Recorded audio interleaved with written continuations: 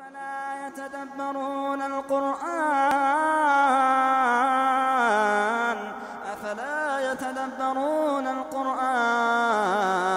أم على قلوب أقفالها.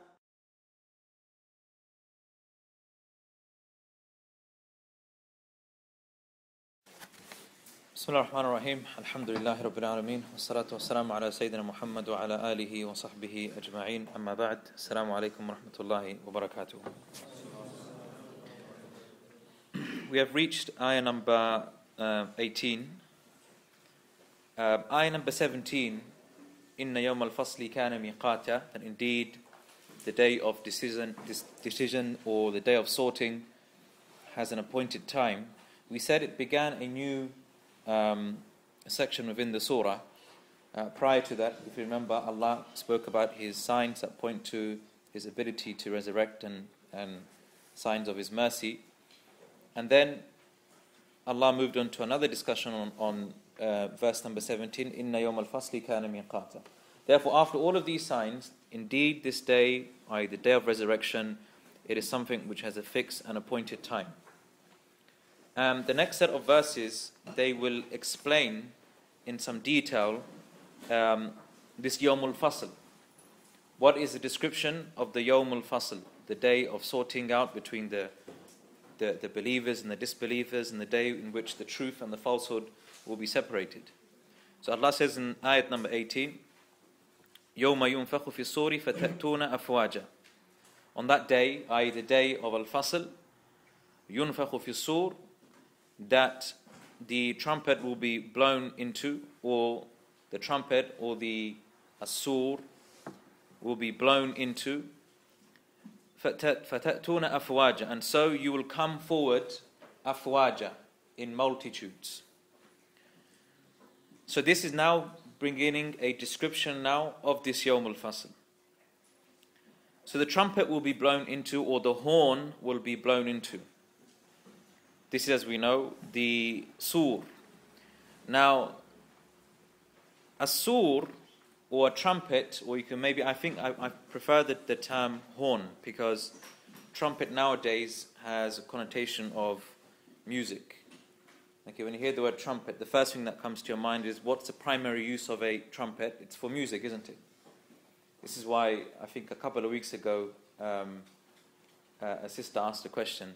She received this question from a non-Muslim, that if music is haram, playing musical instruments is haram, why will the angel blow a trumpet? Okay, on the Day of Judgment. Well, I said, firstly, it's not really a trumpet, it's a horn. Okay, it's a horn. And secondly, the purpose of the trumpet, if we call it a trumpet, is not to play music. Okay, what is the purpose of this trumpet? We say, number one, from a linguistic perspective, this sur, what was it used by the Arabs in the past? It was used to make an announcement. Like if there was an oncoming army, then they would use this trumpet to make an announcement, as if there's some impeding danger which is about to come. Okay, now this trumpet which will be blown, as we know who is the one who will blow into this trumpet, we know it's Israfil, the angel Israfil. And he, Israfil, we believe, according to Ahl Sunnah wal Jama'ah, that he exists right now. Allah created this angel, and ever since the day he was created, his lips have been placed on this sur, on this horn, and is gazing towards the heavens, waiting for the command of his Lord. And he said that his two eyes are like glistening stars, waiting, meaning to indicate that his eyesight is very precise, and that he's waiting for the commandment to come to blow this horn. Now, the blowing of the horn, we generally know that there are, according to the majority of scholars, there are two blowing of the horns. The first blowing of the horn, this is the blowing of the horn that will put everyone to death. And this is not what the ayah is in reference to. This ayah is in reference to the second blowing of the horn. And the second blowing of the horn will be when Allah will resurrect the people from their graves. There is also another opinion, maybe some of you have heard, that there are 3 blowings of the horn. Okay, this was upheld by some scholars like Ibn Taymiyyah and some other scholars, rahimahullah. that there were three blowing. That the first blowing of the horn is a blowing of the horn that will strike terror into the hearts of the people. And then they will be whipped up into a frenzy, and they don't know what's happening to them. And then the horn will be blown into again, which will destroy and annihilate everything on the face of this planet. And then the third one, which will be obviously when Allah will resurrect the people from their graves. But the stronger view, perhaps based upon explicit textual evidence, is perhaps that there are two blowings of the horn. Okay, and those are those that we mentioned. And this is based on hadith in Bukhari. Rasulullah sallallahu alaihi wasallam, Abu Hurairah reported that the Prophet sallallahu alaihi wasallam said, "Ma bayna nafkhatayni arba'un." That which is between the two blowings, there is a period of 40. There is a period of 40. Now, Abu Hurairah was narrating this hadith. They said to him, "Is it 40 years?" And he said, essentially, "I don't know." Is it 40 months? I don't know. Is it 40 days? I don't know. So this is a period of 40 we don't know the exact details of. But we know it's a period of 40. So between those two blowing of the trumpet, meaning from the day or the time when the earth will be completely destroyed or everyone will be put to death, and the resurrection, it will be a period of 40. But then the Rasul did mention how things will be resurrected. He said, ثُمَّ يُنزِلُ اللَّهُ مِنَ السَّمَاءِ مَاءً, and then Allah will send down a special rain from the heavens. فَيَنْبُتُونَ كَمَا يَنْبُتُ الْبَقْلِ, and then people will be resurrected from their graves, just as like a seedling gives growth to a herb. Just as we see a plant grow, then we will essentially grow from our graves. وَلَيْسَ مِنَ الْإِنسَانِ شَيْءٌ إِلَّا يَبْلَى. But then the Rasul said, there's nothing from man except that he will disintegrate. He will disintegrate. So what's he going to grow from? إِلَّا عَظَمًا وَاحِدًا, except for one bone. Except for one bone. And this is the bone that people will be resurrected from. وَهُوَ عَجْبُ الذَّنَبِ. This is the name of the bone which will be resurrected from, which is also known as the tailbone or the coccyx bone, which is the tailbone, which is right at the bottom of the spine essentially. And that is something which is pretty amazing, because if you see a body that is decomposed, and even if its bones just completely decompose as well, and you'll find that that's the last final part of the body which will remain. And what is also quite interesting is to note that I don't know how accurate this is, but there is some evidence, or Allah knows best, that suggests that this tailbone contains most DNA of a person. Most of a person's DNA is found within this bone.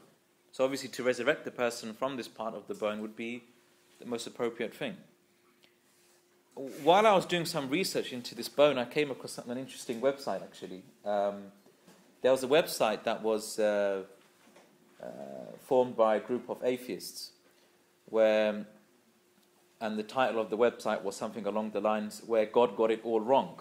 And what this website basically does, it studies nature and science, and they try to prove from science and nature where there are inconsistencies in the way Allah has created the universe. So the typical argument, for example, the appendix. The appendix, they say the appendix has no use. We've grown out of it. The human being doesn't need the appendix anymore. So that obviously proves that Allah's creation is somewhat deficient. And then I stumbled across this tailbone, Ajbu Dhanab, and they said this is essentially a remnant of the tails that human beings once had. And they said this is obviously an indication, because what other purpose does this bone have? Subhanallah. What other purpose does this bone have? And for us it's quite obvious. We know what the purpose of this bone is. We're going to be resurrected from it. But they do not know that. And this really, I think, reiterated a point, which was, just because you don't know something about a particular matter, especially when it comes to science, okay, you shouldn't make huge assumptions based upon that. So if the scientists don't know what the benefit of the appendix is, they shouldn't say, therefore, the human being is in no need of it whatsoever. Maybe there is wisdom behind it, and we are unaware of. We need to have humility in our knowledge, and this is something which is lacking within the scientific field here in the West. It lacks humility. Okay, really lacks humility. And whereas Allah subhanahu wa ta'ala teaches us, وَمَا أُوتِيتُ مِنَ الْعِلْمِ إِلَّا قَلِيلًا, and you've only been given a small amount of knowledge. And that's the attribute that you will find a stark difference between ulama of science and ulama of Islam. Ulama of Islam are people of humility, whereas ulama of science, then you find them to be people of arrogance. That's why you find many of the, not all, of course I'm not saying all science, therefore science is wrong, no. You can have a Muslim scientist, but he is a person who has humility and he attributes the wonders of the creation to obviously the Creator. وَمِنْهُ يُرَكَّبُ الْخَلْقُ يَوْمَ الْقِيَامَةِ, as Rasul said, and from this bone, عَجْبُ الذَّنَبِ, or the tailbone, or the coccyx bone, which is spelled C-O-C-C-Y-X, the coccyx bone, or the tailbone, formerly known, or otherwise known as a tailbone. So, يَوْمَ يُنْفَخُ فِي السُّورِ فَتَأْتُونَ أَفْوَاجًا, that will be the day in which the trumpet will be blown into فَتَأْتُونَ, and so as a result you will come. Now here, فَتَأْتُونَ, this fa, we say this fa, it conveys what we call ta'aqib, which means it gives a meaning of immediate succession. It's not just the trumpet, the trumpet will be blown into and then some time later people will slowly come out their graves. Fatatuna indicates its immediate succession. You will come out immediately. You will come out immediately, and Allah describes how you will come out. Fatatuna afwaja. You will come out as afwaj, in multitudes. Now the word afwaj is a plural of the word fawj. And the word fawj indicates not just lots of people, but in particular groups of people that all have similar qualities. So you'll have a group of disbelievers, you have a group of believers who will be led by their imam, and then there'll be another group of people, maybe a group of sinners. And in some books of tafsir, like Al-Qurtubi and Al-Razi, mentions a famous narration of Mu'adh ibn Jabal, where it said that Mu'adh ibn Jabal, Allah knows best about the authenticity of this hadith. I didn't find it in the more maybe rigorously authenticated books of tafsir, but this narration is nonetheless interesting. So Mu'adh ibn Jabal, he came to Rasulullah and said, Ya Rasulullah, this ayah, فَتَأْتُونَ أَفْوَاجًا, what does it mean? That people will come in these groups. What groups will there be? And so he responded that on that day there will be 10 groups of people. There will be 10 groups of people. I'm not going to go for all groups. Allah alim, I mean, I felt that maybe this narration, there's some problem with it. But he mentioned there will be a group of people that will come in the form of apes. And there will be others that will be in the form of khanazir, of swine. There will be a group of people that will be blind. There will be a group of people that will be crucified. There will be a group of people that will have their hands and legs cut off. And there will be a group of people that will have the most reviling odor. And these are all different groups of sinners. And, there will be some who, for example, backbited. There are those who, the various different crimes that they committed. So that is the explanation according to some scholars. This is what it means we'll come as groups, in multiple groups. And as Allah says, every person will come on the Day of Judgment with their imam. With their imam. In another verse in the Quran, Allah mentions that they will come, every group, nation will come with their imam as their leader. So, يَوْمَ يُنْفَخُ فِي الصُّورِ فَتَأْتُونَ أَفْوَاجًا. And then Allah says, وَفُتِحَتِ السَّمَاءُ فَكَانَتْ أَبْوَابًا. وَفُتِحَتِ السَّمَاءُ, and another qira'ah, وَفُتِحَتِ السَّمَاءُ, with a shadda on the ta. وَفُتِحَتِ السَّمَاءُ, but the qira'ah that we are used to, Hafs and Asim, وَفُتِحَتِ السَّمَاءُ فَكَانَتْ أَبْوَابًا. This is verse number 19. And so the sama, the heavens or the sky, will be opened up. Or that will be opened up, فَكَانَتْ أَبْوَابًا. And so it appears as if there were doors. There will be doors in the heavens above us. Or according to another translation, when the sky will open up like wide portals. This was a translation of the translation of Abdul Halim, Professor Abdul Halim. When the sky will open up like wide portals. And the heaven is opened and will become gateways. So let's break this ayah down. وَفُتِحَتِ السَّمَاء. So the heavens. Now already we've discussed something about the heavens before. Remember, what we mean by heavens here is not paradise. Okay, it's not paradise. We're talking about the heavens above us, the different maybe atmospheres above us. They will be opened up. Now what does it mean, they will be opened up? This indicates, and this is why I like the translation of Professor Abdul Halim, because he mentioned that they will open up like wide portals. And a portal is essentially an entry point from one realm to another realm. It's one realm to another realm, a portal. Okay? I'm sure maybe when you're young you watch programs like Doctor Who, and you go from one realm to another and one era to another. It's like a portal, isn't it? And this is a portal because what's going to come through these portals? We say the angels. The angels, they'll descend through these gates and these gaps in the heavens in order to fulfill the commandments of Allah. Because here the scene is, remember we're talking about the scene of the Day of Judgment. Everything is going to transform. The very universe as we know it will transform into a different state. So when we look into the heavens, we'll see these huge holes, and the angels will descend to fulfill the commandment of Allah, to change the very nature of the universe as we know it. Now what is interesting to note is in ayah number 18, Allah says, يَوْمَ يُنْفَخُ فِي الصُّورِ. On that day, يُنْفَخُ. Now يُنْفَخُ, this verb, is to be blown into, it's in the present tense.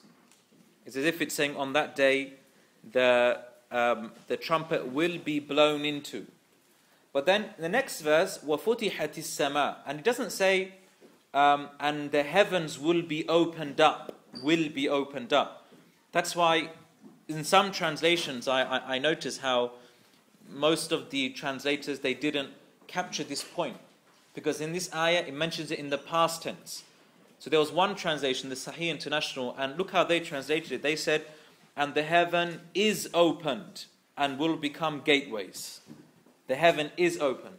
So what's the difference in tense from moving from present tense to past tense?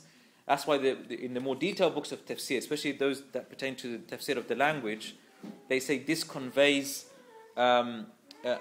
this gives greater تحقق الوقوع. The fact that it's mentioned in the past tense really indicates that this is something which will definitely happen. This is not a figment of your imagination. It's definitely happened, so to the extent that we've used the past tense to as if indicate that it's already happened, but it hasn't happened yet. Now, the significance of mentioning the opening of the heavens, there's another significance as well, because prior to this incident, notice how in the heavens, Allah, He refers to the creation of the heavens as it is now to indicate the perfect ability of Allah. There are no gaps in the heavens as we know it. There are no holes. There are no holes and gaps in the heavens as we know it. And so, this is an ibrah, as some scholars said, this is an ibrah, a lesson for us to learn. That this nizam of the alam, this system of the world as we know it today, is in complete, perfect equilibrium. Complete, perfect equilibrium. Everything is being perfectly balanced. But on that day, there will be this inkhiram, there will be this disturbance of this equilibrium, and things will just turn upside down. Things will just turn upside down. So we really need to reflect over our universe today and the perfect system that it's in, and how it's not just falling apart. Because things that happen by random and by chance tend to be quite sporadic. They just come and they change and they move around. But the fact that we have this perfect system indicates to the Creator. But the purpose of this ayah, وَفُتِحَتِ السَّمَاءُ فَكَانَتْ أَبْوَابًا. other than just mentioning the details of what will happen, al-maqsudu minha, yani the intended meaning of it, tahweelu yawm al-fasl, yani to really strike terror into the hearts of the people as to the nature of this day. So when we read this ayah, وَفُتِحَتِ السَّمَاءُ فَكَانَتْ أَبْوَابًا, don't just reflect and think about it, now this is how it's going to be. Realize this is going to be a frightening day. Realize this is going to be a frightening day, and we all should be fearful of this day. And then naturally Allah, He speaks about the heavens, and then He spoke about the sky, and now He will move further back down. وَسُيِّرَتِ الْجِبَالُ فَكَانَتْ سَرَابًا. Verse number 20. وَسُيِّرَتِ الْجِبَالُ, and the mountains, they will be removed, they will be vanished, and they will be set in motion. وَسُيِّرَتِ الْجِبَالُ فَكَانَتْ سَرَابًا, and thus it will seem like a mirage. It will seem like a mirage. Now, this jibal, these mountains, what is interesting is the word, Allah has spoken about the destruction of the mountains in previous verses in the Quran, okay, from tadqiq to being pounded and crushed, and to turn into like moths that are scattered around, flying around.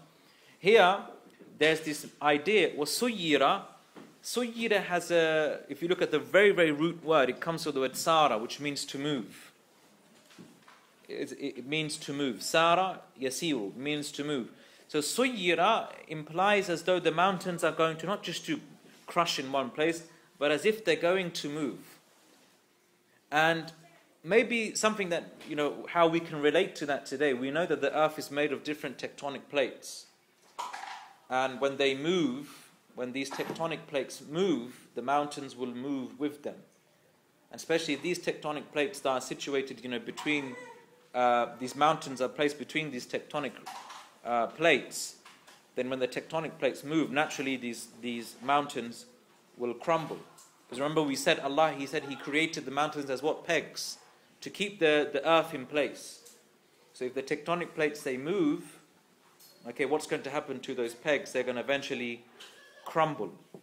So I find this quite interesting, the wording used. So that's why in the certain translations I've seen, they will be removed. Some use a very generic term which was vanished, which maybe doesn't convey the meaning. But one interesting translation, and they'll be set in motion. وَسُيِّرَتِ الْجِبَالُ, they will be set in motion. فَكَانَتْ سَرَابًا, and so there will be a mirage. Now what does that mean?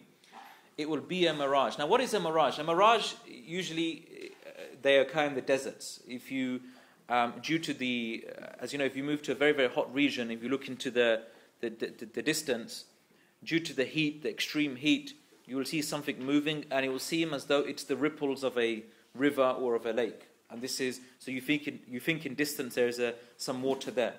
This is a mirage. Now, how will it be a mirage on that day? Because when the mountains are moving and they're being crushed, there will be so much dust in the air. There will be so much, like for example, when people destroy or when people demolish a building, what's one of the things that they do before they demolish the building, or when they are during the demolition, what do? They put water, isn't it?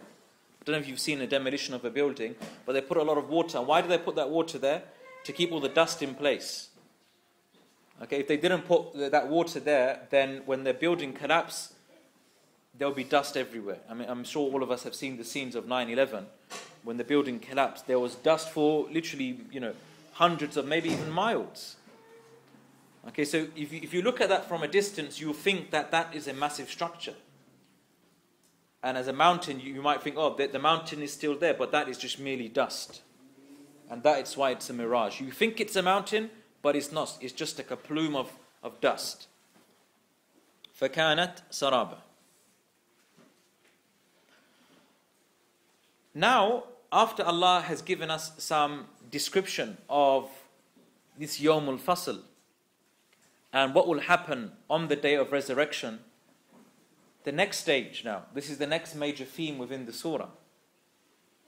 As Imam al-Baqa'i said, لَمَّا بَيَّنَ أَنَّ يَوْمَ الْفَصْلِ هُوَ نَبَأُ الْعَظِيمِ بدأ أن دل عليه فذكر ما إليه من الدارين المصير. Imam al-Baqai, he says in his tafsir, after Allah, he clarified that the Yawm al-Fasl is AnNaba al-Azim, which the first part of the surah refers to. عَمَّا يَتَسَاءَلُونَ عَنِ النَّبَإِ الْعَظِيمِ. What are they asking one another about? This great news. What is this great news? إِنَّ يَوْمَ الْفَصْلِ كَانَ مِيقَاتًا. So then he says, then Allah will point to the two destinations of Yawm al-Fasl. The two destinations of Yawm al-Fasl. And this is essentially the last two major themes within this surah. Allah will speak about the people of the hellfire, and He will speak about the people of paradise. And then He will end the surah going back to what He initially started off with, as we will see. So you can see a great coherence within this surah. Now, out of the two destinations, Allah, He speaks about the hellfire first. Inna jahannama kanat mirsada. Now, why does He begin with the hellfire first? Why doesn't He begin with paradise first? Remember the context of this surah. This surah is in response to the believers or the mushrikeen? To the mushrikeen. So it's befitting to start off with the mushrikeen and what will happen to them, because this is a type of threat and a warning to those who disbelieve. So, inna jahannama kanat mirsada. Indeed, Jahannam, the hellfire, kanat mirsada. It is a place of ambush. It's a place of ambush, or it's lying in wait for the people, which is a very terrifying description of the hellfire. Now, before we go and discuss this notion of the hellfire being a place of ambush, as if, it's like people going down a path and then suddenly they'll be flanked from their left and right hand sides and they'll be taken away. But before we discuss this, how is this verse connected to, from a grammatical perspective, to the previous verses? Some scholars actually said that this is the second predicate or the second khabar for inna. Inna yawm al-fasli. Okay, if you don't know much Arabic grammar, don't worry about this point too much. We know in verse number 17, inna yawm al-fasli kana miqata. Indeed, the day of decision or the day of separation, it has a fixed and appointed time. وَإِنَّ جَهَنَّمَ كَانَتْ مِرْصَادًا. And also the fact that on this day, Yawm al-Fasl, the hellfire will be waiting in ambush. So it's as if it's continuing on from that verse, from verse number 17. So verse 21, إِنَّ جَهَنَّمَ كَانَتْ مِرْصَادًا. It's as if it's continuing on from verse 17, the i.e. Again, indeed, the day of separation, it's a day which has a fixed and appointed time, as well as being a place of ambush. This was an interpretation of some scholars. Others said that no, it's a new sentence altogether. We're just starting afresh. Jumla musta'nafa.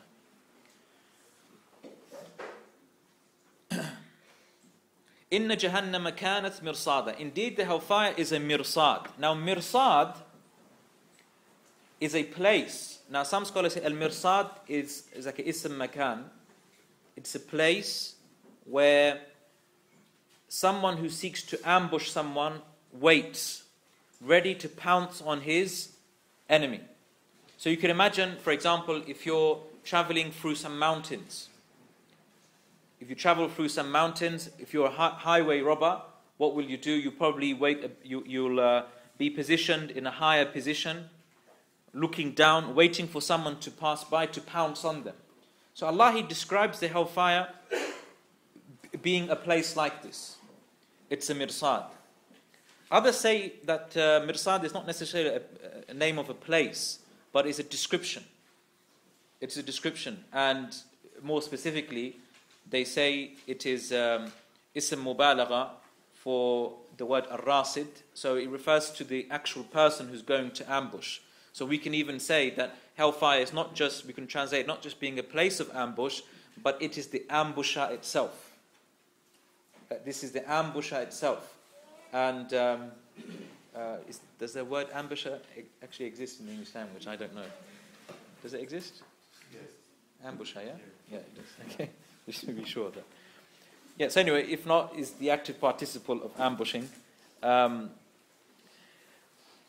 but this is a type of metaphor because we don't actually mean that the hellfire is an ambusher. Rather, there are angels who will be in the hellfire and they will ambush the people. Now, many scholars, they say this ayah doesn't just talk about the disbelievers. It's in reference to everyone. As Allah says, "Ma minkum," there's no one that will pass this, that will except that there is no one except that he will pass by this as-sirat, this bridge, and this bridge is placed over what? The hellfire. So everyone will actually pass over hellfire. Everyone will pass, even the believers. Well, obviously, the believers, they will pass this bridge, but they will not enter into it. So everyone will have some sort of experience with this hellfire. May Allah protect us from it. Now, it is said in some narrations, Ibn Abbas, he mentioned that on the Jisr or the Sirat, essentially the bridge over hellfire, there are 7 mahabis. There are 7, you could say, checkpoints. So here we're talking about ambushing. Mahabis, essentially we could say there are 7 checkpoints. And these checkpoints are in accordance to the 5 pillars of Islam. So the first checkpoint, you'll be asked about what? Your shahada. The shahada first. Okay? So if you're a Muslim, inshallah, you will pass this first bridge, this first checkpoint. But if you're not a Muslim, then obviously you'll fail at the very first hurdle and you'll be thrown into the hellfire. Wal-'iyadhu billah. And then the second hurdle or the second checkpoint will be, obviously, you'll be asked about salah, fasting, and hajj, and zakat. These are the first 5 checkpoints. And then you'll be asked about, according to one riwayah, according to this riwayah of Ibn Abbas, you'll be asked about Umrah, which is quite interesting, because this actually supports the Hanbali view and Hanbali opinion that performing Umrah is actually wajib, at least once in your lifetime. Okay? According to the Hanbali madhab. And the 7th question that you'll be asked is you'll be asked about madhalim. You'll be asked about any acts of injustices that you committed and whether you sorted them out in the dunya. So for example, if there was somebody, if you were in debt and you had the ability to pay someone back but you chose not to pay them back, this is a madhlama. This is an act of injustice. And so if you passed all of that then you'll be allowed to enter into the hellfire. But if you have some madhalim, you have oppressed some people and you haven't paid back their rights, then actually the riwayah mentions that you'll be asked about your nawafil. They'll be said, "Unzuru ila nawafilihi," look to his nawafil. Maybe he has some recommended deeds that will make up for his shortcomings in these obligations. And then if he has those nawafil and he is successful, then he will eventually enter into paradise. May Allah subhanahu wa ta'ala make us from amongst them. So this is the meaning. Inna jahannama kanat mirsada. Verily the hellfire, it's a place of ambush, or it's a place where the angels will ambush you, or we could even interpret it as being the hellfire as being the ambusher itself. So that isn't a word. It isn't a word. No, it's not a word. Snare, maybe. Snare. Synonymous. Okay, all right. Yeah, I mean, but we can invent that word, inshallah. Huh? Oh, ambusher, yeah? Oh, okay. Maybe. So, inna jahannama kanat mirsada. But who is the Jahannam for? Allah mentions in the next verse. Verse number 21. لِلطَّاغِينَ مَآبًا. لِلطَّاغِينَ مَآبًا. It is a place of return, or is a home for the transgressors. For the transgressors. There's 2 things we need to focus on in this ayah. Firstly, who are the transgressors? And secondly, what do we mean by a place of return and a home? Firstly, let's look at the phrase طاغين. And the word طاغين, للطاغين مآبا. طاغين is from the word طغى, طغيان, which means to go beyond what is considered to be normal, to be excessive. And that's why if, for example, water overflows the brim of something, we say طغى الماء. طغى الماء. Water has overflown. It's gone beyond its capacity. الطاغوت, I'm sure you've all heard of the phrase طاغوت. Okay, like a false god. الطاغوت. And but the definition of الطغيان, or transgressing, a good definition I found was the following definition. It is described as being تجاوز الحد في عدم الاكتراث بحق الغير والكبر. That طغيان is to go beyond the bounds in showing no attention. Okay, so again, الطغيان means to go beyond the limits in showing no care and no attention. عدم الاكتراث. اكتراث is like being attentive, being caring. So sometimes you can, as human beings, and we all suffer from this, we can be uncaring at times, we can be very insensitive. But this is where you've really gone beyond the bounds. You show no care and no attention. بحق الغير. In particular in dealing with other people's rights. And this could be whether the rights of human beings or the rights of Allah. So there could be طغيان, for example, by oppressing the poor, oppressing the weak. This is طغيان. Because here you're going beyond the bounds and showing no respect and no care to those who are needy. But to Allah there can be طغيان, because you're showing no respect whatsoever and no care to the right of Allah. And what's the right of Allah? That He is worshipped. That's why the worst form of طغيان is what? The worst form of طغيان, shirk. Yeah. The worst form of طغيان is a shirk. And this is all based upon al-kibr, pride. By the way, this concept of طغيان and طاغوت, I think it really needs to be studied in some detail, because people, I think, are very loose with using the term today. And, left, right and center, this term طاغوت is used to apply to anyone, even just a person of deviation. There's a difference between saying someone is deviated and saying he's طاغوت. But maybe something we can discuss later, inshallah. Now, in this ayah, there is like an ima, we say, or there is a type of subtle indication which indicates the cause for these people being in the hellfire. So what's the cause of these people being in the hellfire? It's due to their transgression, and due to their shirk, and due to their kufr. Now, this hellfire, Allah describes it as being a ma'ab. As being a ma'ab. Now, the word ma'aba, it doesn't just mean a place where you will stay, but it's a place of returning. It's a place where people usually would find comfort. Now, what's the most common place that you ever return to in this worldly place? In this dunya, what's the most common place you go back to every day? It's your home, isn't it? Okay, and that is where is the safest place? What will be the safest place for you? It's your home, isn't it? But for the kuffar and for the mushrikeen in the hellfire, subhanAllah, Allah describes it as being a ma'ab for them. Now, if we just said it will be a place for them that they will reside, a person might think, well, I might have maybe another malja, a place where I can seek refuge in.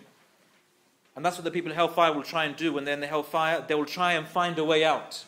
They will try and find a place where maybe the punishment will be less severe. But this ayah refutes all of that and annuls all of that and says, no, it will be ma'ab for you. It will be your home, essentially. So therefore you will find no securer place than this place, even though there is no security in this place whatsoever. So it's quite a frightening description to how the hellfire will be for them. So, لِلطَّاغِينَ مَآبًا. The next verse, لَابِثِينَ فِيهَا أَحْقَابًا. لَابِثِينَ فِيهَا أَحْقَابًا. They will remain there, أحقابا, for أحقاب. And the word أحقاب is a plural of the word حقب. حقب. It's a plural of the word حقب. They will remain in there for حقب. And حقب, it's considered to be a period of time. Okay, generally understood to be a confined and limited period of time. Now, this ayah obviously led to some, a long discussion amongst many scholars, because if we say the hellfire, they will remain in there for many periods of time, what could you conclude from that, just by the ayah alone? What could you conclude from that? That it will come to an end. Like, for example, if I said a period of time, a decade. So if I said they will be there for a few decades, then you assume there's some end to it. Okay? So let us understand, and how do we understand this verse therefore? Firstly, what is the precise time of a huqub? What is the precise time of a huqub? There are so many different opinions. Some say 80 years, some say 40 years, some say 120, some say 1,000. There are so many different opinions. But even those narrations that say one huqub is 80 years, they say 80 years, which has 12 months, okay, and 12 months which will have 30 days. And how long is the 30 days? You would assume it's, 24 hours? But no, each day is 1,000 years. Each day is 1,000 years. So I didn't make my calculations here, but okay. So we can assume, just say 80. Just say 80 years, okay? And each day in that year is equivalent to 1,000 years. Now, there are different ways the scholars try to reconcile between this verse and the fact that Allah says in the Quran, خَالِدِينَ فِيهَا أَبَدًا. That Allah mentions that the disbelievers, خَالِدِينَ فِيهِ أَبَدًا, they will be in it forever.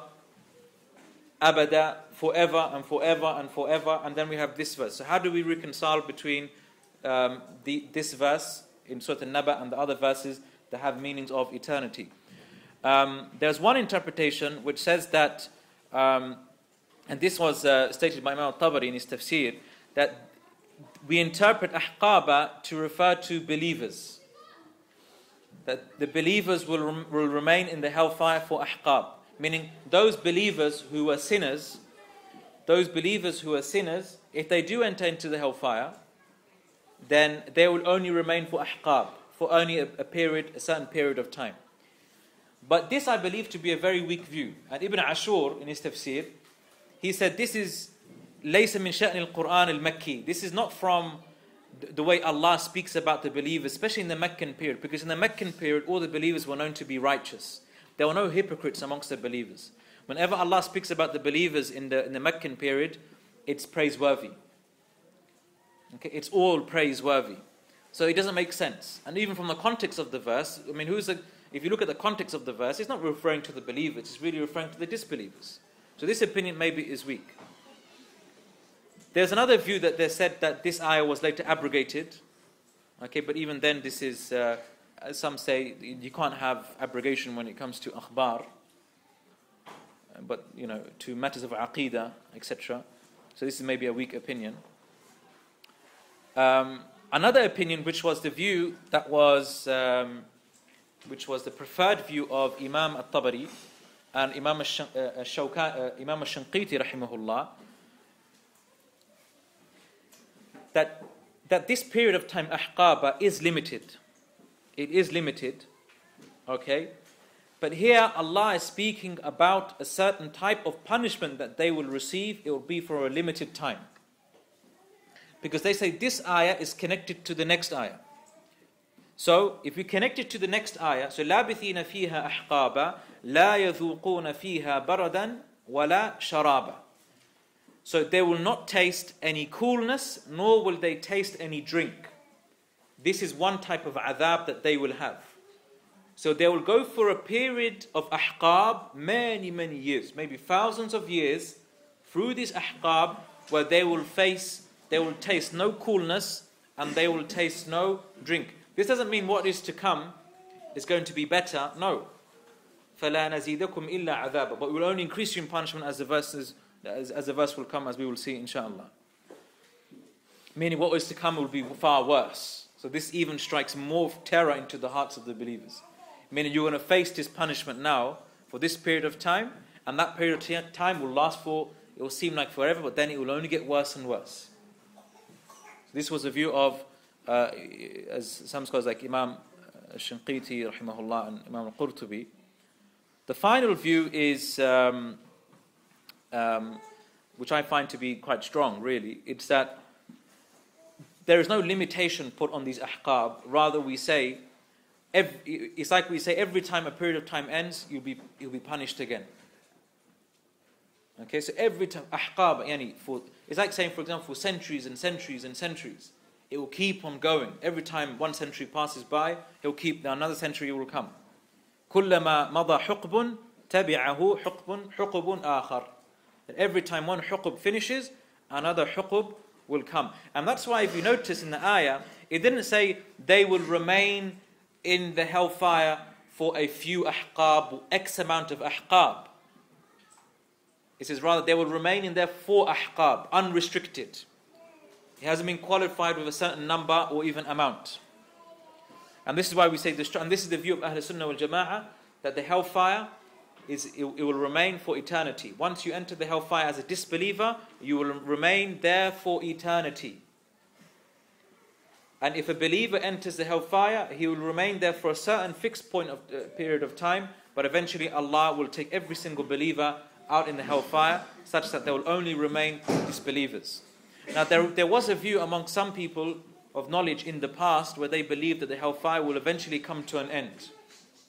And there is some athar that go back to Ibn Umar which might allude to that, although many scholars say these narrations are weak. And there is a debated topic amongst many people about the view of Shaykh al-Islam Ibn Taymiyyah rahimahullah and his student Ibn Qayyim with regards to this issue. Many people criticize Ibn Taymiyyah for they attributed this concept to him. And if you look at his works and the works of Ibn Qayyim, you might think from their works that perhaps they believed in this, that the hellfire will eventually come to an end, and Allah will destroy the hellfire, and there will only remain paradise for the believers. And obviously some would try and use this verse to back it up. But did Ibn Taymiyyah and Ibn Qayyim say this? I think if we are just and avoid, because as we know, although we love these two great scholars and they are not infallible, if we are just, it is apparent that in one stage of their life, at least in one stage of their life, they perhaps adopted this view. But we say that it doesn't seem as though they died upon that view, especially if you look at the work Hadi al-Arwah by Ibn Qayyim rahimahullah. It seems quite strongly that he was maybe of that view, especially if you read towards the end of his book Hadi al-Arwah. It seems as though he adopted that view. But if you look at some of his other works, such as Al-Wabil al-Sayyib, or the Invocation of God, it seems quite apparent that he was of the view that hellfire will remain forever. And what is interesting, many scholars said that Ibn Qayyim wrote Al-Hadi al-Arwah during quite an early period in his life, whereas it's quite, and maybe even before he even met Ibn Taymiyyah. Whereas, without a shadow of a doubt, Al-Wabil al-Sayyib was written after he met Ibn Taymiyyah, because he refers to him in the book. Okay, so anyway, that's we don't want to. We can go about this topic in more detail, but I think that it's the belief of Ahl Sunnah that hellfire will eventually come to an end. And then Allah describes more features of how people will be punished in the next verse, verse 24. لا يذوقون فيها بردا ولا شرابا. That they will not taste in it any. Most people have translated it as coolness, bardan, wala sharaban, and they will not taste any drink. Now firstly, la yadhuquna fiha, they will not taste in it. This fiha, the pronoun, they will not taste in it. What does it refer to? Hellfire. Or what else could it refer to, based upon the previous verse? Or it could refer to the huqub, the ahqab. And they will not taste within this period of time, okay, they will not taste within this period of time, either ahqab, if you go for the view of Imam al-Shanqiti, so if you go for the view of Imam al-Shanqiti and al-Tabari, then we will interpret they will not taste in it, i.e. the period of time. So they will not taste any bard. Now what is bard? Now as I said, most translators, if you looked at they translated it as coolness, but many actually said that it refers to sleep. Al-bard here refers to sleep. They will have no experience, no sleep in it whatsoever. This is why we say in the Arabic language, مَنَعَ الْبَرْدُ الْبَرْدَ. We say in Arabic, مَنَعَ الْبَرْدُ الْبَرْدَ. Now what does that mean?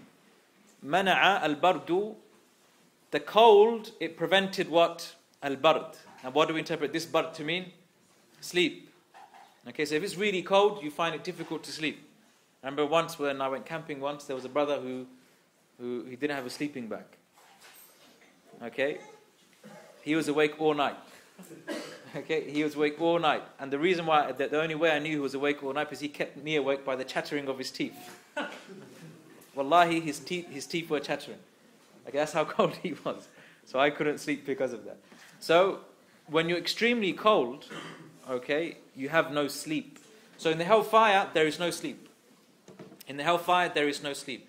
Both for the people of, there is no sleep for the people of hellfire, and there is no sleep for people of paradise. And the wisdom behind that is what? Because if you were to sleep in hellfire, then that would be what? Considered a rest for you, isn't it? Because when you're asleep, you're not really conscious and aware of what your surroundings are.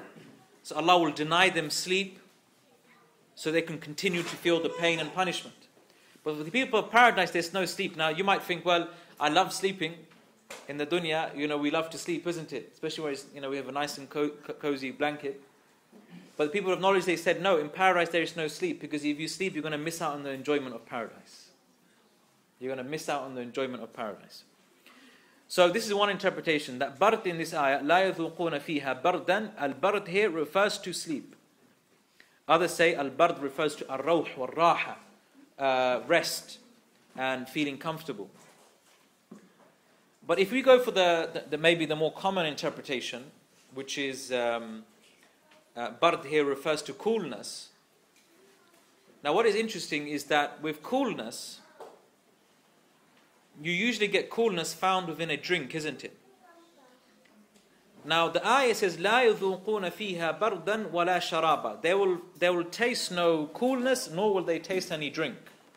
But surely in drinks there is coolness. So here there is greater emphasis on two aspects, which is there is an emphasis, the bard, why would they want coolness? Due to the thirst that they have. Why would they want coolness? Due to the thirst that they have. Why would they want drink? Due to the burning sensation they find in their stomach. So this is why they want coolness for one reason, and they want a drink for another reason.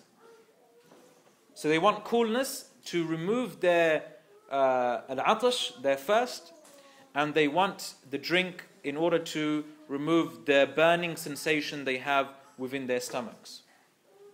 And they will have none of that. So they will have no bard and they will have no sharab. إِلَّا حَمِيمًا وَغَسَّاقًا. Except for, and this is the next verse, verse 24, إِلَّا حَمِيمًا وَغَسَّاقًا. Al-Hamim, which is a very interesting word, because Hamim in the Arabic language has two meanings. One of them is that it's a burning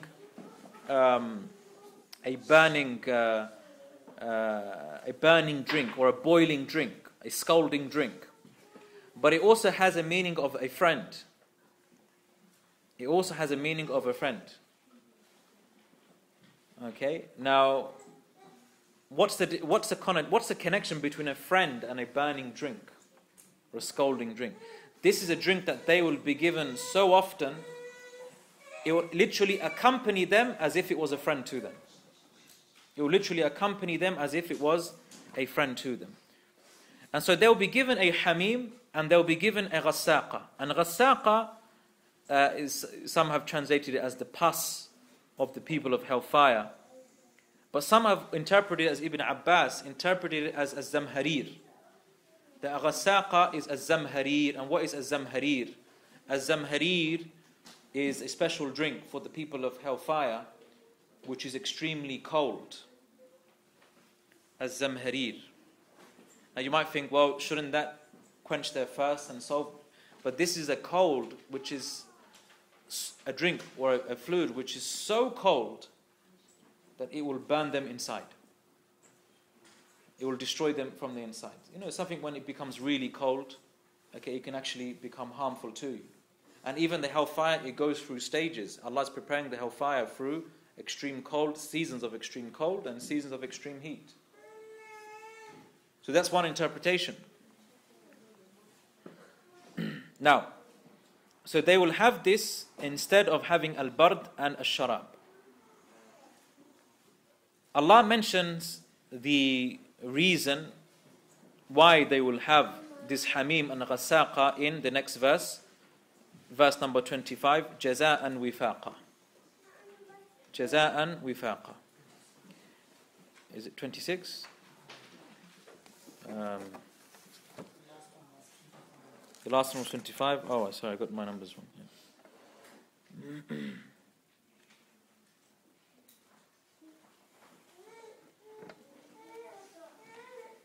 Yeah. No. So jaza'an wifaqa, a fitting requital or a jaza. It's a jaza for them, a suitable and appropriate punishment for them. And it's and what type of punishment is a jaza which is wifaqa. And the word wifaq indicates that their punishment is in proportion to their sin. The punishment is in proportion to their sin. Now, Ibn Ashur said something very interesting in his tafsir. He says that if you look to the asl of their kufr, if you look to their origins or the very basis of the disbelief of the disbelievers, there's two types. There's two types. There's one type of kufr which we say is kufrun adamiyun, yani kufr which is connected to non-existence, meaning that they deny the existence of the day of resurrection.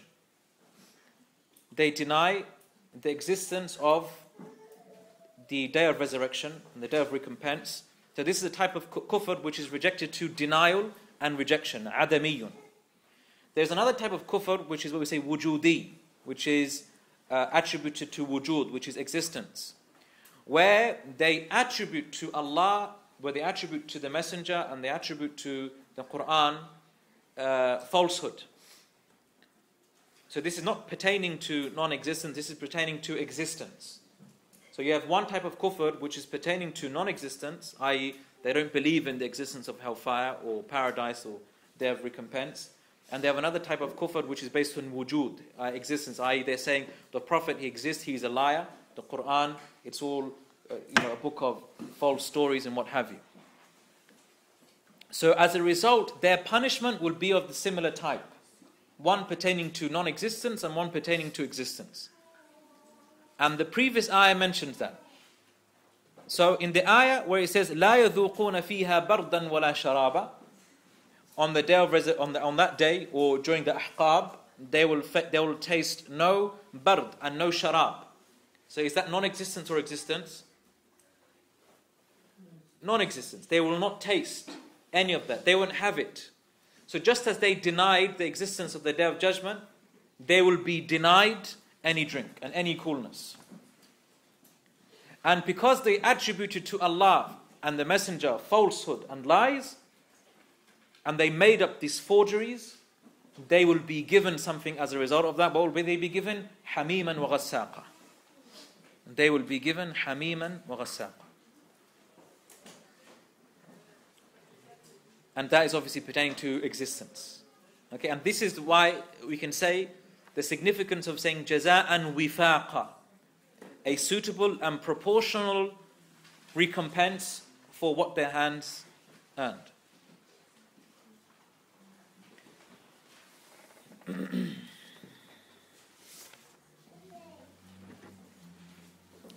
The next few verses, جزاء وفاقا إنهم كانوا لا يرجون حسابا. Now, before we actually move on,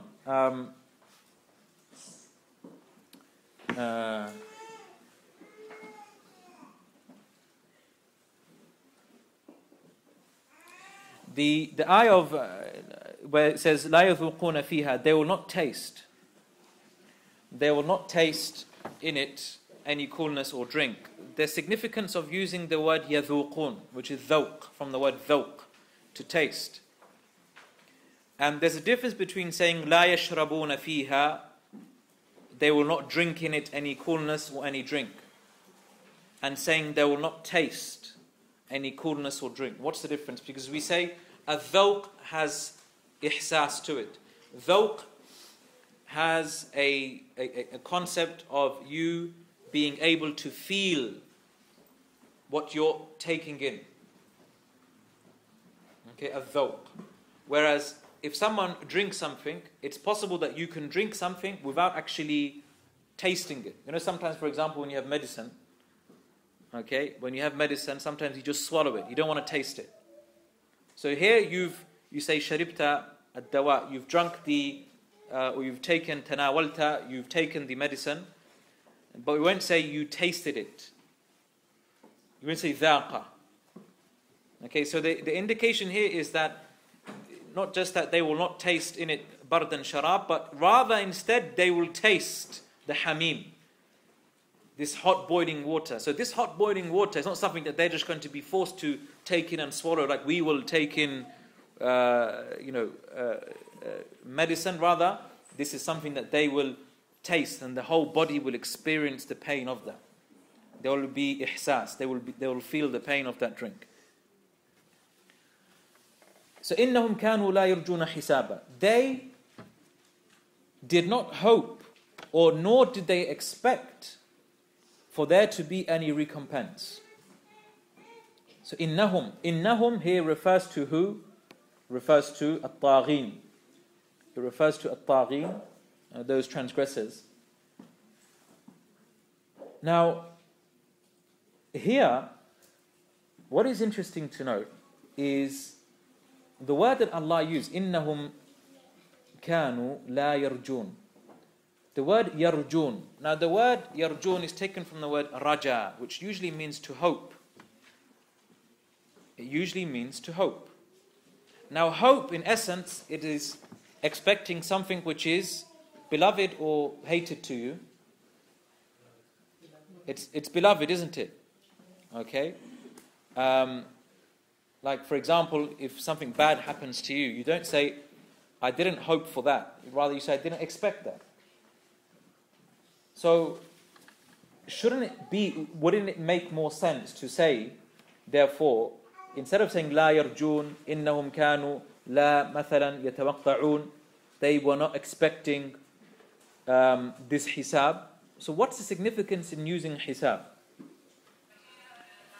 Ibn Ashur, he says in his tafsir, he says الرجاء اشتهر في ترقب الأمر المحبوب والحساب ليس خيرا لهم حتى يجعل نفي ترقبه من قبيل نفي الرجاء فكان الظاهر أن يعبر عن ترقبه بمادة التوقع الذي هو ترقب الأمر المكروه. This is what I've just said. فيظهر أن وجه العدول عن التعبير بمادة التوقع إلى التعبير بمادة الرجاء أن الله لما أخبر عن جزاء الطاغين وعذابهم تلقى المسلمون ذلك بالمسرة وعلموا أنهم ناجون مما سيلقاه الطاغون فكانوا مترقبين يوم الحساب ترقبوا الرجاء. So what he's saying is that the reason why Allah, the possible reason why Allah didn't mention the phrase expecting, indeed they didn't expect, although you might find that in your translations, okay, this is maybe translating the context of the verse, but the reason why he moved from mentioning expecting to hoping is because when Allah mentioned that the taghin, the transgressors, they would face punishment, then the believers, when they heard this, they would therefore be happy and realize that they will be saved from this adab. They will be saved from this punishment. They will be saved from this punishment. So, فنفي رجاء يوم الحساب عن المشركين جامع بصريحه معنى عدم إيمانهم بوقوعه وكنايته رجاء المؤمنين وقوعه بطريقة الكناية التعريضية تعريضا بالمسلمين وهي أيضا تلويحية لما في لازم المدلول الكلام من الخفاء. Okay, this is actually quite deep, but what he's saying, by mentioning the word إنهم كانوا لا يرجون, the believer can appreciate it, and the disbeliever will also feel regret and like hasra as a result. So the believer, he said, كانوا لا يرجون حسابا. When the believer hears this, they didn't anticipate the reward, the recompense.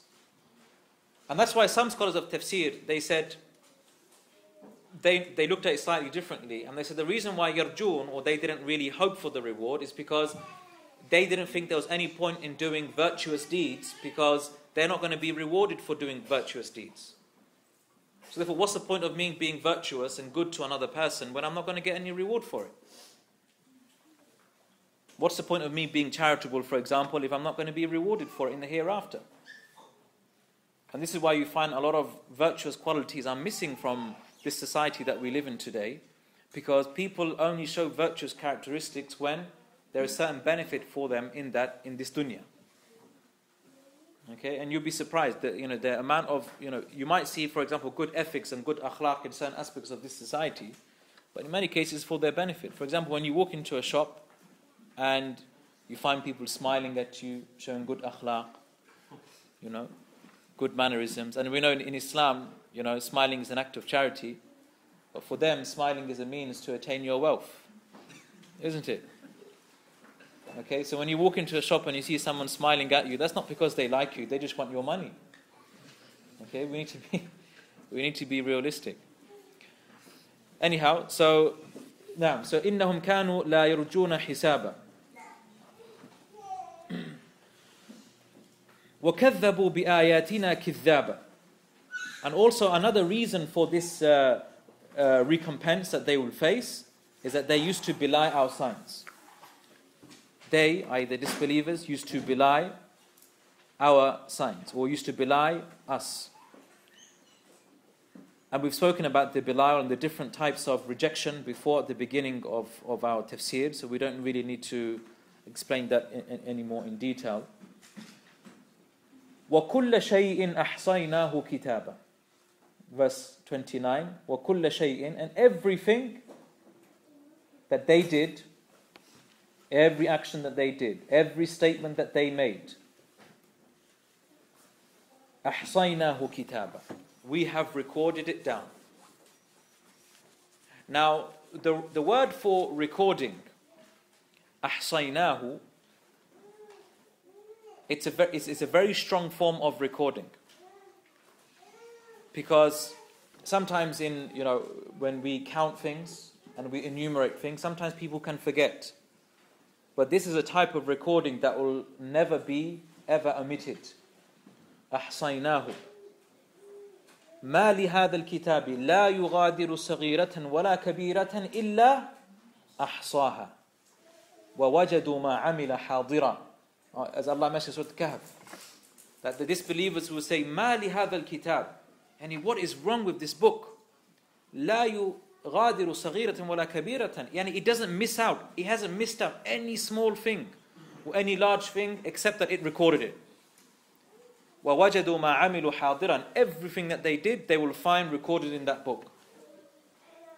And Allah is never unjust to any of His servants. So this really places fear in the heart of the person, to realize that nothing will be missed out from this record.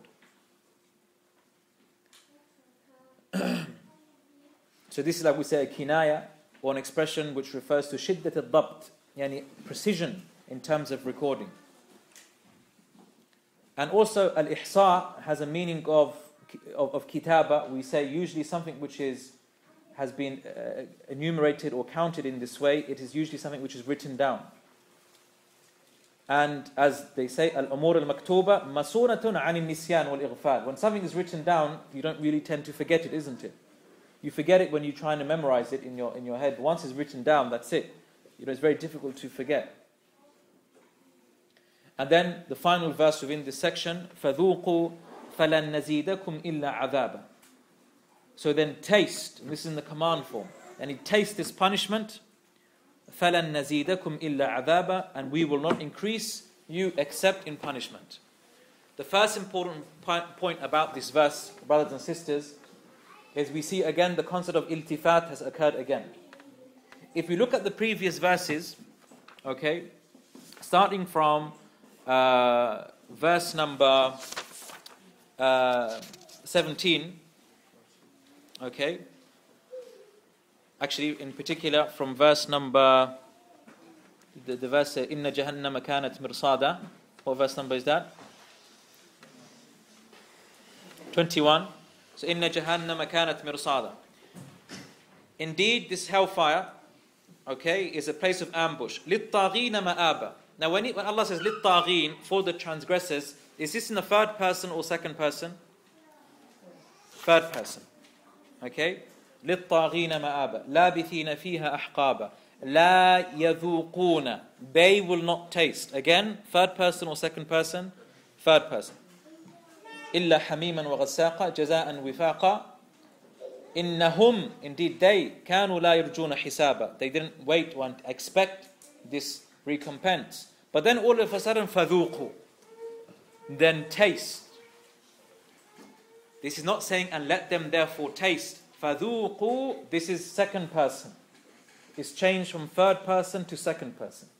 And if you really reflect upon this, this is, subhanallah, again, very terrifying and frightening to hear this. Especially if you understand the Arabic language. Everything is mentioned in the third person, mentioning a list and a description of their punishment. Then all of a sudden, فَذُوقُوا, and then taste. And not just be punished, but taste this punishment. I remember we said, al-dhawq has ihsas in it. This tasting, you feel it. Okay? That's why when people speak about spirituality, they speak about dhawq, spiritual experience. Because when you're spiritually uplifted, your whole body feels it. It's not just information, but your whole body feels it. And that's why the Sufis, they use this term dhawq, because they feel spiritually involved in that particular matter. So, فَذُوقُوا is changed from third person to second person. فَذُوقُوا فَلَن نَزِيدَكُمْ. And notice here, فَذُوقُوا, it doesn't mention what you will taste. It doesn't say فَذُوقُوا الْعَذَابِ, so taste the punishment. It says فَذُوقُوا. And he hasn't mentioned what they will taste. Why? Because that strikes even more terror into the heart of the person who hears it. And you will surely taste this. You will taste the punishment. But he hasn't mentioned what type of punishment it is, because there are various different types of punishment. And therefore, by leaving it unrestricted, or by not mentioning it, it therefore encompasses all types of punishment, all types of pain, all types of grief and sadness.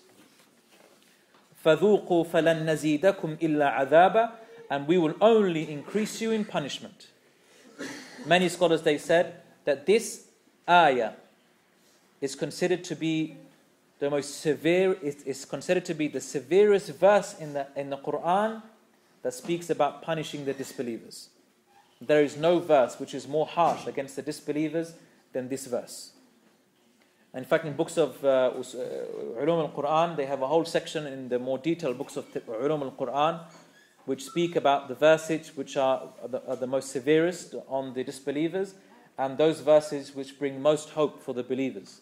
So you find scholars differ about this issue. Some scholars say that there are other verses, but this is the most prominent view you find amongst most mufassirin, that this verse will strike fear into the heart of the believers, into the people the most. And this is because why in particular, what's the terrifying thing about this ayah is the fact that usually when people suffer pain in this life, they expect for eventually this pain to go away. They anticipate and wait for the pain to maybe go away, or at least to lessen. But for them it will only increase. And this is why perhaps it suits it with the interpretation that we said of, like the likes of Tabari and Shanqiti, the ahqab, okay, لَابِثِينَ فِيهَا أَحْقَابًا, it does refer to a limited period of time, but this is in reference to a certain type of punishment. Because their punishment will only what? Increase. So if you connect the verses together, you will actually realize that perhaps that view is actually very strong. And this is what really makes the, the views of Imam al-Shanqiti, because if you look at his tafsir was focused on explaining the Quran through the Quran. So he didn't do what some people did and look at verses in an isolated manner. He brought all of the verses of the Quran together to interpret one another.